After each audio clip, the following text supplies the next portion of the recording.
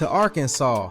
Dylan Cheater, known as Mista, was described by people around Little Rock street scene as one of the biggest ops around. His name carried weight. Across Little Rock, Mista was known as a gangster. He was described as a 21st Street Blood associated with the Bloodstone villains. And according to people familiar with the street politics surrounding his name, he had beefs and tensions with multiple Blood and Crip sets across Little Rock. His name wasn't limited to one neighborhood. People knew him. People knew his reputation. People knew the side he was associated with. And people knew there were ongoing tensions surrounding his name. But on July 5th, 2026, Mista's life came to an end. He was only 18 years old. And what happened after his death will make the story even more disturbing, because 9 days after Mista was killed, police arrested a 20-year-old man and charged him with capital murder. Then came the funeral. Mista's family, friends, and people from the community gathered inside Fellowship Christian Church to give him his final goodbye. A pastor was preparing to speak. People were sitting in the pews. Flowers surrounded the casket. And then, gunshots. People ran. Some jumped over pews. Flowers were knocked over. Mourners rushed toward exits. For a few terrifying moments, nobody knew exactly what was happening. Well, new this morning, gunshots interrupted the ending of the funeral for 18-year-old Dylan Cheater on Saturday. Cheater was shot and killed on the weekend of July 4th. Well, the gunfire sent people inside Fellowship Christian Church running for cover in Little Rock. Falling flowers, screaming, and people running for safety at the funeral for 18-year-old Dylan Cheater. The same type of violence that had taken Mista's life had now followed his name to his funeral. But to understand why this story hit Little Rock so hard, you have to understand who Mista was before the shooting. BVS Mista was only 18, but his name already carried a reputation throughout the city. He was a real Bloodstone villain who had took down other gang members. Back in 2023, Mista was involved in a deadly shooting that left 17-year-old Marcus Marbley dead and 2 others injured. Police said the shooting happened on November 18, 2023, on West 12th Street. Months later, investigators arrested a 16-year-old Mista. According to Little Rock police, Mista was arrested in connection with the shooting and faced charges of manslaughter, aggravated robbery, and first-degree battery. People knew Mista. Whether somebody respected him, disliked him, feared him, or simply knew of him, his name had become recognizable. That's how reputations work in the streets. A person's name travels. One neighborhood knows them, then another. A conflict gets discussed, a story gets repeated, a social media post gets made, and eventually, somebody's reputation can become almost as recognizable as their face. That was the reputation surrounding Mista.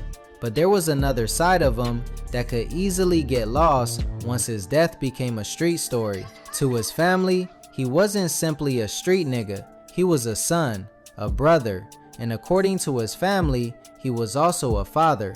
That's important because once somebody dies violently, the public can quickly forget that there was an entire life before the homicide. The public sees the shooting, the arrest, the charges, the funeral, but a family remembers everything that came before, not just the reputation. It was early morning on July 5th, 2026, just after the 4th of July celebrations had died down across Little Rock. And according to accounts surrounding his life, he was out around Little Rock with people connected to the Bloodstone villains.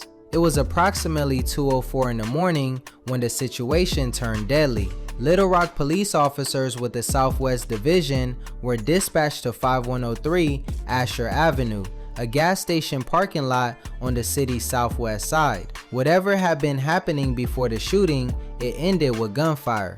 When officers arrived, they found Mista suffering from multiple gunshot wounds. Emergency medical personnel rushed to the scene and attempted to save him, but there was nothing they could do. Mista was pronounced dead at the scene, and he wasn't the only person caught in the shooting. A 15-year-old had also been shot. A 17-year-old had also been wounded. 3 young people had been caught in the violence that morning.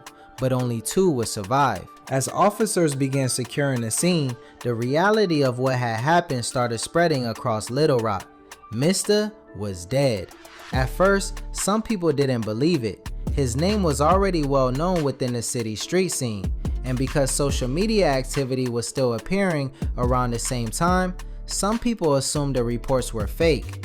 People waited for confirmation. Then the confirmation came. The rumors were real. Mista had been killed. And almost immediately, people began asking the same question: who did it? For now, all police knew was that an 18-year-old had been shot multiple times at 5103 Asher Avenue, and the investigation was just beginning. For the next 9 days, Mista's name continued circulating while detectives worked to identify who was responsible. Then, on July 14th, police announced an arrest. 20-year-old Charles McCrary Jr. was taken into custody around 1:45 p.m. on Pike Avenue in North Little Rock.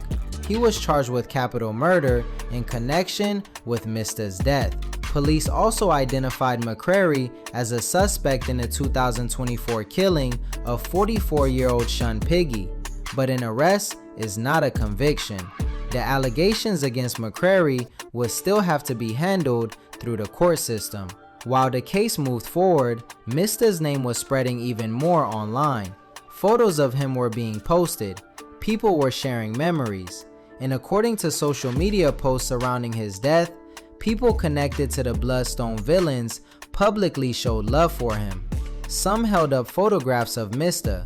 Others displayed Bloodstone-related gestures while remembering him, throwing up the V hand sign.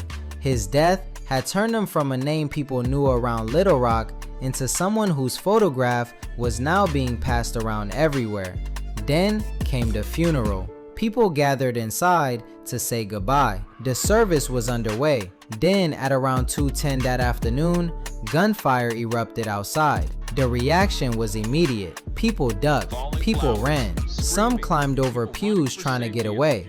Flowers were knocked over as people rushed towards safety. And suddenly, a funeral for an 18-year-old who had been killed by gunfire had become another scene involving gunfire. And while the minister was getting up to minister, we began to hear gunshots, and I tell you, commotion just raised out. People are jumping the pews, and people were just running toward doors, and we were trying to get everybody calm. And of course, nobody could leave because at that time the church really became a crime scene. So we had to all stay there and try to get everybody calm back down and back inside the church. It was just such a devilish act that somebody would do while a family was attempting to grieve and mourn. But we know it's just the evil of this world that we live in. Police detectives were monitoring the funeral when they heard the shots. They observed a blue Nissan Altima leaving the area and followed it toward Baseline Road. Officers stopped a vehicle nearby. A 21-year-old woman named Madison Jackson was driving, and a minor was also inside. Police searched the vehicle and recovered an AR-style pistol along with additional ammunition. Jackson told investigators the firearm belonged to her. She was later charged with multiple offenses, including unlawful discharge of a firearm, unauthorized use of another person's property, furnishing a handgun to a minor, and contributing to the delinquency of a minor. The minor passenger also faced charges, including unlawful discharge of a firearm and possession of a handgun by a minor. But there was one major difference between the two shootings. Nobody inside the church was physically struck by the gunfire. Still, the question immediately became, was this connected to Mista's murder? The timing made people suspicious. Mista had been killed 9 days earlier. A suspect had been arrested. Now during his funeral, gunfire had erupted outside, but suspicion isn't proof. Police had not publicly established a confirmed motive connecting the funeral shooting to Mista's homicide, based on the information available. So for now, that connection remains a question. What is known is that Mista's story went from a shooting at a gas station to an arrest, then to a funeral that was interrupted by another burst of gunfire. And throughout it all, his name continued to circulate. Mista had already built a reputation around Little Rock before his death. Thank you for tuning in to Arkansas Bangin', where we cover the stories of those who are no longer here to tell them. We cover stories from all across Arkansas, digging into the details, the people, and the events behind them. Our goal is to get everything down to a T and tell these stories as accurately and thoroughly as possible.